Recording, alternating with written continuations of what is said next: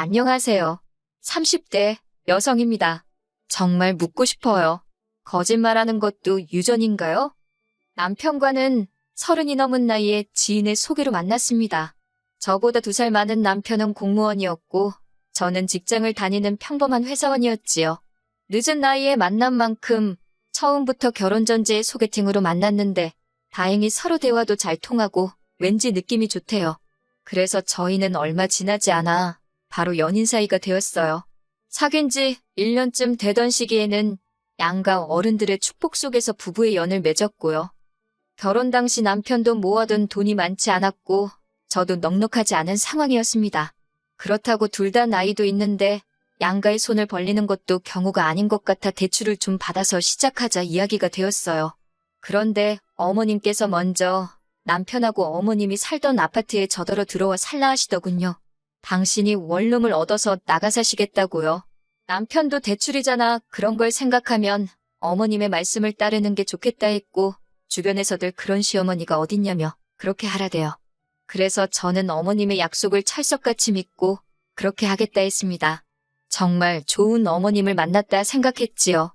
그렇게 집 문제를 해결한 이후로 저와 남편은 혼수를 보러 다니기 시작했어요. 남편이 여의치 않을 땐 어머님이 그 자리를 대신하셨고요. 그리고 지금 돌이켜 생각해보면 그게 화근이었네요. 하루는 어머님이 백화점으로 혼수를 보러 가자셨습니다. 솔직히 혼수로 쓸 수 있는 예산이 빠듯해서 백화점은 가봤자 눈만 높아지지 별 도움은 안 될 것 같아 내키지 않았어요.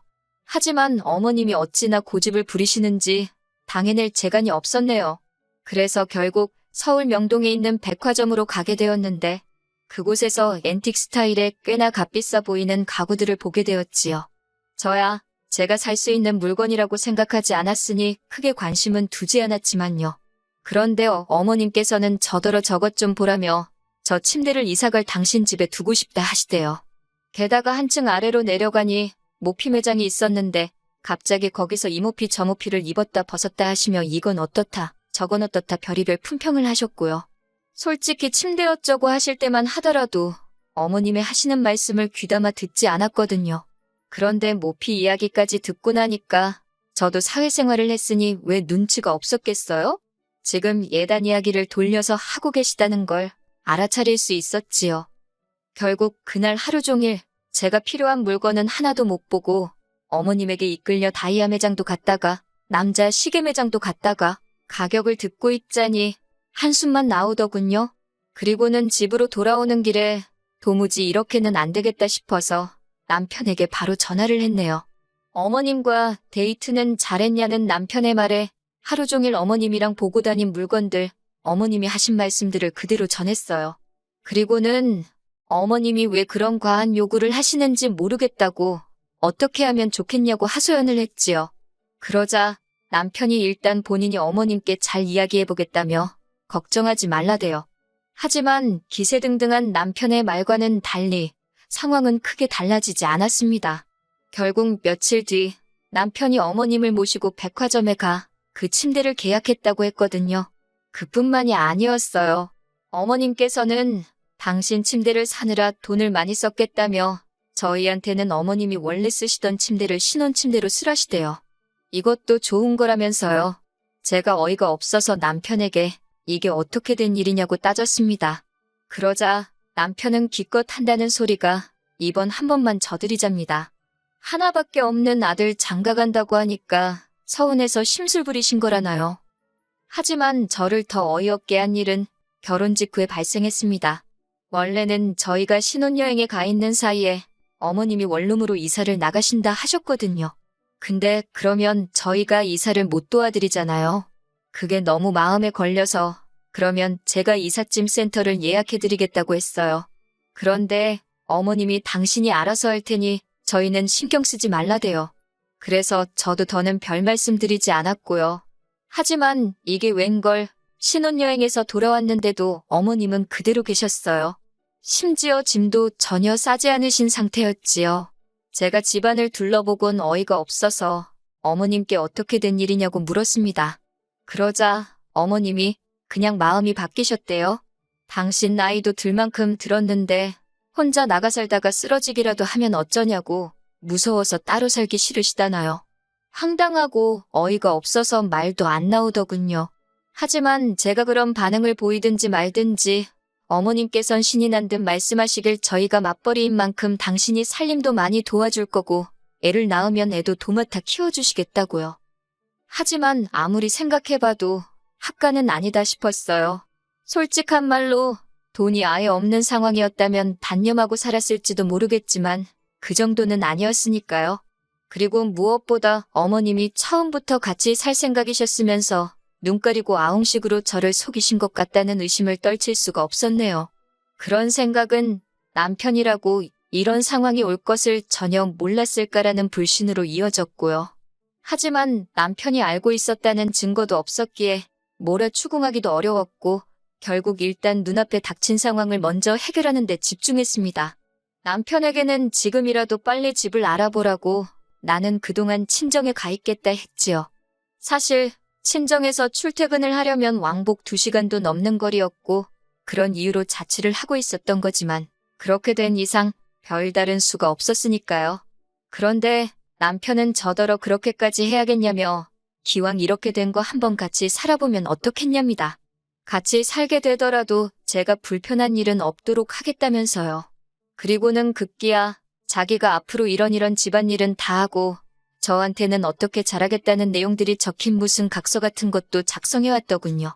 그래서 저는 고민 끝에 어머님과 한번 같이 살아보자는 남편의 제안을 받아들였던 거예요. 하지만 어머님과 같이 살기로 한 지 하루 만에 저는 생각지도 못한 상황을 맞닥뜨렸습니다. 저나 남편 둘 다 아침을 안 먹는 사람들이거든요. 그런데 어머님은 그런 저희의 의사와는 상관없이 아들 내외가 아침밥도 안 먹고 출근하는 게 안쓰럽다는 이유로 새벽 5시 반부터 자는 저를 깨우셨지요. 그리고는 그 일은 아침에 나물을 무치고 생선을 굽게 하시대요. 그뿐만이 아니었습니다. 어느덧 아침 7시가 되자 당신이 직접 저희 방으로 가서 남편을 깨우시더군요. 그런데 아침잠이 많은 남편이 일어나질 못하자 남편 볼에 당신 볼을 부비고 남편 엉덩이도 꼬집고 솔직히 너무 보기 흉했어요. 아무리 어머님 아들이라지만 엄연히 저랑 결혼한 사람인데 며느리가 보는 데서 그러는 건 좀 아니잖아요? 정말이지 아침부터 별꼴을 다 겪고 별꼴을 다 본다 싶어서 너무 짜증이 났네요.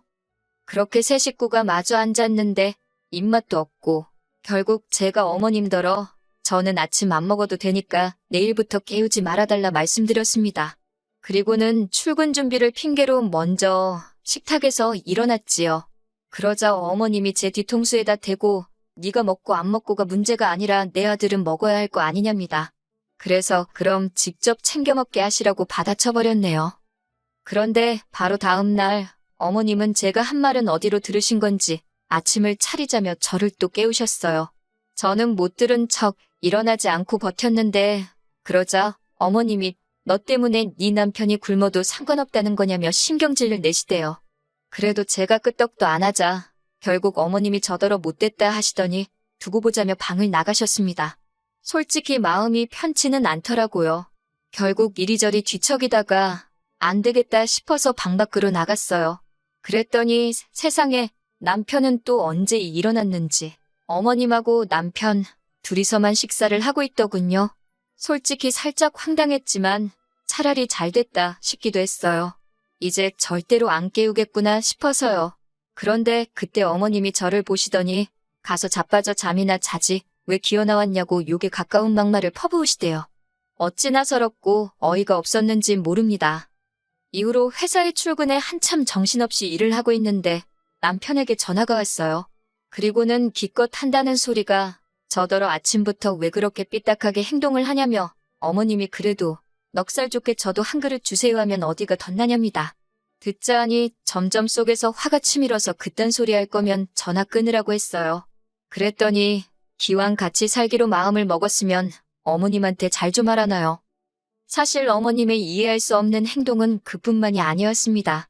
저희 어머님은 당신 스스로가 멋쟁이라 생각하셔서 옷을 그렇게 많이 사나르시고 하루에도 몇 벌을 갈아입으셨지요. 그렇다 보니 빨래가 어찌나 빨리 쌓이던지 이틀에 한 번은 빨래를 하지 않으면 안 되는 상황이었네요. 그래도 저는 그 일만큼은 군소리 없이 했습니다.